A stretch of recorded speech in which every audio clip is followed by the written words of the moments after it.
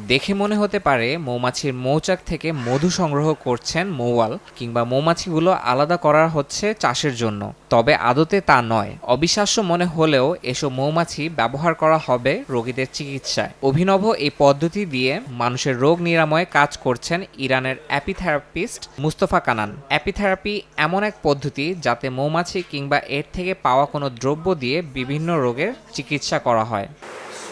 ইরাকের মসুল শহরে মৌমাছির খামার আছে মুস্তফা কানানের। ১৯৯৭ সাল থেকে অ্যাপিথেরাপি ব্যবহার করে মানুষের রোগ নিরাময়ের কাজ করছেন তিনি। শুরুতে বিনামূল্যে এই সেবা প্রদান করলেও বর্তমানে প্রতি থেরাপিতে নিচ্ছেন ১,০০০ ইরাকি দিনার বা প্রায় ৯২ টাকা। মৌমাছির হুলের থেরাপি হাজার বছর পুরনো একটি চিকিৎসা পদ্ধতি, যা প্রাচীন গ্রিস, মিশর ও চীনের মতো দেশেও ব্যবহার করা হতো। অনেকের দাবি, নানা ধরনের রোগ নিরাময়ের ক্ষেত্রে অত্যন্ত কার্যকর এটি। জটিল ও দীর্ঘস্থায়ী সমস্যার ক্ষেত্রেও মেলে ভালো ফল, যা আধুনিক চিকিৎসায় সারিয়ে তোলা কঠিন। মৌমাছির হুল থেরাপি একটি বহুল প্রচলিত চিকিৎসা পদ্ধতি যা বিভিন্ন রোগের চিকিৎসায় ব্যবহার করা হয়। এটি বেশ কিছু জটিল এবং দীর্ঘস্থায়ী রোগের ক্ষেত্রেও চমৎকার ফল দেয়।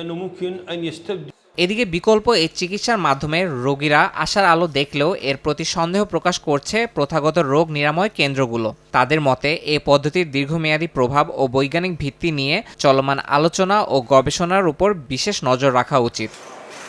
ইয়াসিন মোহাম্মদ জিসান, সময় সংবাদ।